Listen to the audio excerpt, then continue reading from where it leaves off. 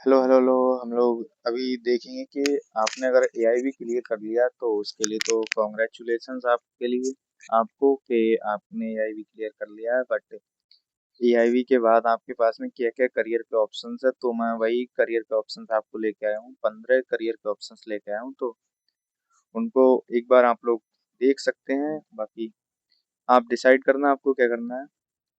तो ये हमारा एकदम बिल्कुल शॉर्ट चीजें हैं कि हम लोग क्या क्या देखने वाले हैं। प्रैक्टिस कर सकते हैं, आप लीगल एड कर सकते हैं, गवर्नमेंट एडवोकेट बन सकते हैं, कॉरपोरेट में जा सकते हैं, जुडिशरी के लिए जा सकते हैं, लॉ फर्म के लिए। तो ऐसे ही 15 जो चीजें हैं वो मैं लेके आया हूँ। तो आइए देखते हैं एक एक करके। प्रैक्टिस इन कोर्ट, आप कोर्ट में प्रैक्टिस कर सकते हैं। अगर आपका क्लियर हो गया एआईबी तो आप किसी भी सीनियर के अंडर बैठ सकते हैं, और शायद आप बैठते भी होंगे। आपने एआईबी क्लियर किया है, इसके बाद तो आपको फिर लाइसेंस मिल ही जाएगा। और इसके बाद में आपको क्या करना है, एज अ जूनियर आप ज्वाइन कर सकते हैं 2-3 सालों के लिए, या फिर 1.5-2 साल के लिए, जब तक आप काम नहीं सीख जाते हैं तब तक।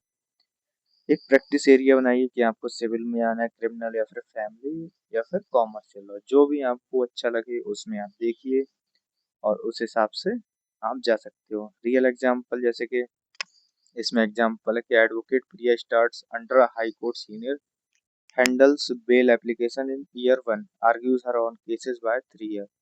इससे क्या है, उसकी इनकम बढ़ जाती है। 15 से 30 हजार थी जब जूनियर थी, और 5 से 50 लाख हो गई जब वह इंडिपेंडेंट एडवोकेट बन गई, जब वो सीनियर हो। क्योंकि आपको भी पता है कि जब एक स्पेशलाइज्ड फील्ड में आप जाते हो तो आपकी जो है एक्सपर्टीज बनती है, उस हिसाब से लोग आपको पे भी करना चाहते हैं, क्योंकि आप उन्हें पता है कि आप बहुत अच्छे से ये चीज हैंडल करेंगे, इसलिए।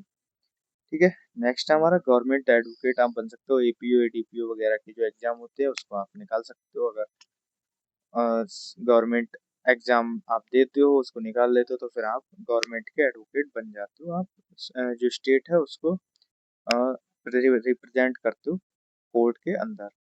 ठीक है। इसमें हो सकता है कि आपसे एक्सपीरियंस मांग ले, बट अगर फ्रेशर वाली जॉब है तो आप फ्रेशर के लिए अप्लाई कर सकते हो। अगर एक्सपीरियंसड है आप, और एक्सपीरियंस्ड वाली जॉब के लिए आप करते हो अप्लाई, तो ये भी बहुत बढ़िया बात है।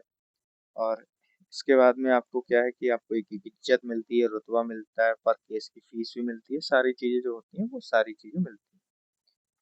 हमारा नेक्स्ट है प्रिपेयर फॉर जुडिशरी। इसमें तो अधिकतर लोग जाना ही चाहते हैं कि जुडिशरी में जाएंगे, जुडिशरी में जाएंगे। तो आप जुडिशरी में अगर जाना चाहते हो तो आप पीसीएसजे निकाल सकते हैं। अगर यूपी से हैं आप, state public service commission.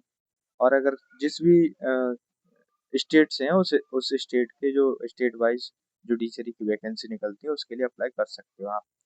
Civil जज या फिर जुडिशियल मजिस्ट्रेट बन सकते हो एट्री लेवल पे। और अगर फिर district court, high court, supreme court तक जा सकते हो। और उसमें क्या है कि जैसे कि आप निकाल लेते हो तो आप जज बन जाते हैं। 77 हजार के आसपास या फिर 80 हजार आपकी सैलरी होती है शुरुआत में ही उसके। और फिर आपकी जो एक रुतबा होता है, आपको सारे सैल्यूट करते हैं, सीनियर एडवोकेट्स हो चाहे जूनियर हो, जब आप जज बैठे होते हैं सभी, एक रिस्पेक्ट वाला माहौल होता है इसमें, तो आपको भी पता है।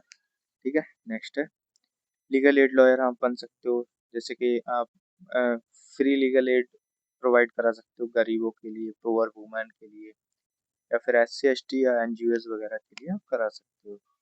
ठीक है। आपको बस डिस्ट्रिक्ट लीगल सर्विस अथॉरिटीज के पास में रजिस्टर कराना है खुद को इम्पैनल्ड एडवोकेट की तरह, और फिर आपका काम चालू हो जाता है। ठीक है।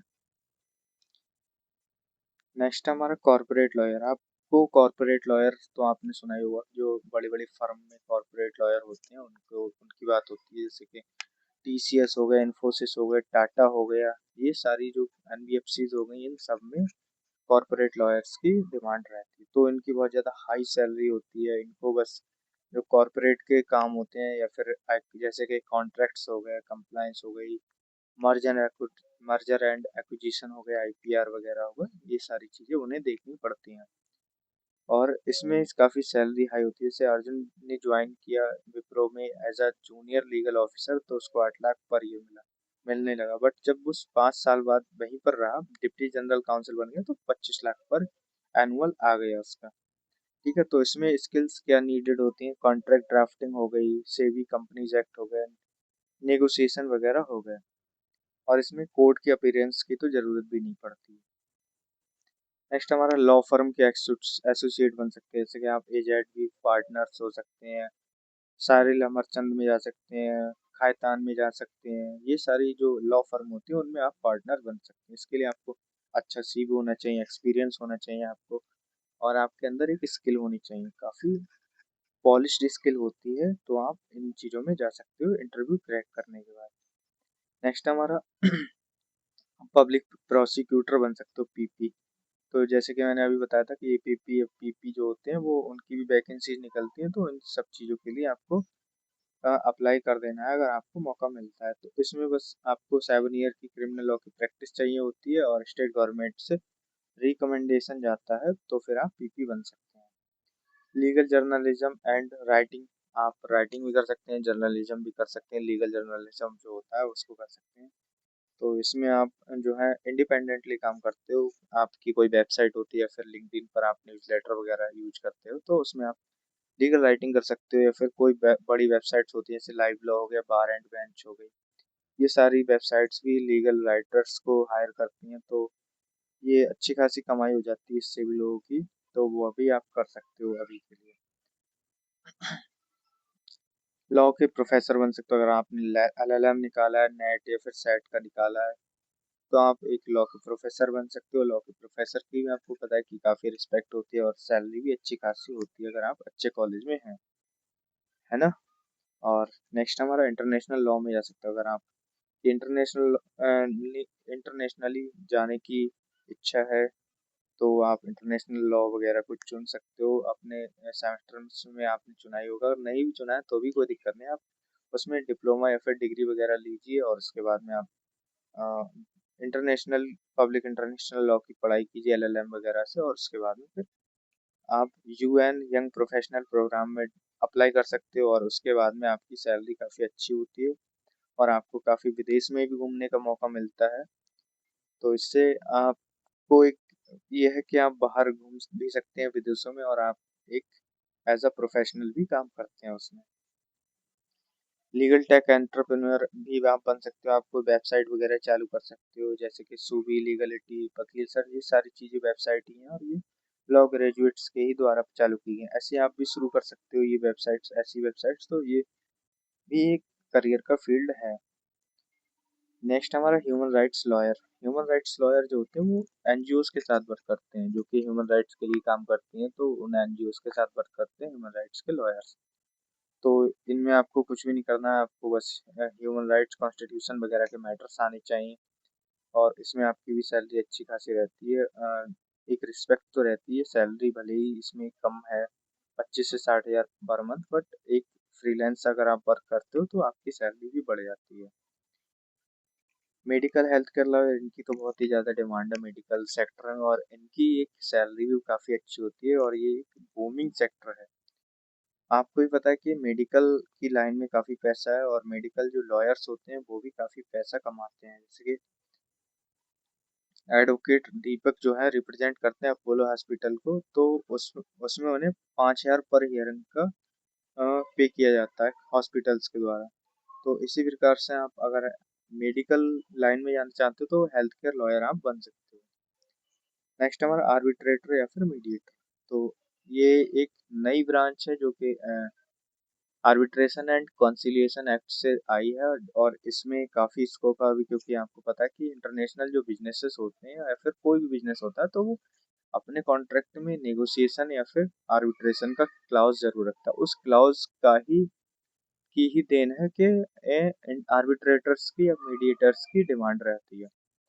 तो उसमें क्या होता है कि आपको पर हियरिंग का या फिर पर केस का रुपया मिलता है, जो आप या फिर ऐसे भी रुपये मिलता है कि आपने जो भी चीज़ें की हैं या फिर आपने जितना भी अवार्ड दिलाया है पार्टी को, उस हिसाब से आपका रुपये जो है या फिर जो रिवार्ड है आपको मिलता है, और इसमें काफ़ी ज़्यादा स्कोप भी है अभी।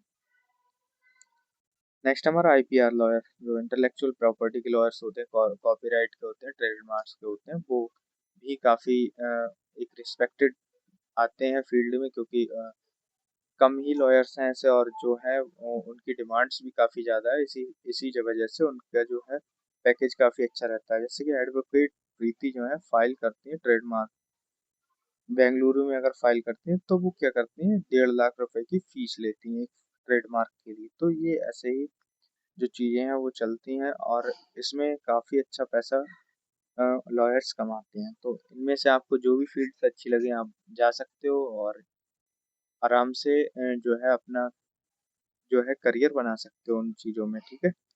तो मैंने ये चीज़ें लिखी दी हैं इसमें कि आपको किस चीज़ में क्या है, क्या करना है। इसलिए इन द कोर्ट रूम में अगर जाना है तो आपको कोर्ट प्रैक्टिस है, गवर्नमेंट एडवोकेट, पीपी आप बन सकते हो, लीगल एड या फिर आर्बिट्रेटर।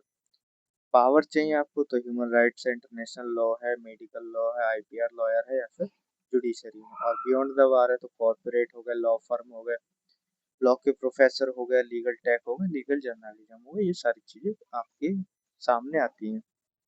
तो यही थी हमारी यहाँ तक की वीडियो, और बाकी आपको वीडियो कैसी लगी आप लोग बिल्कुल ज़रूर बताइएगा। बाकी मिलते हैं नेक्स्ट वीडियो में।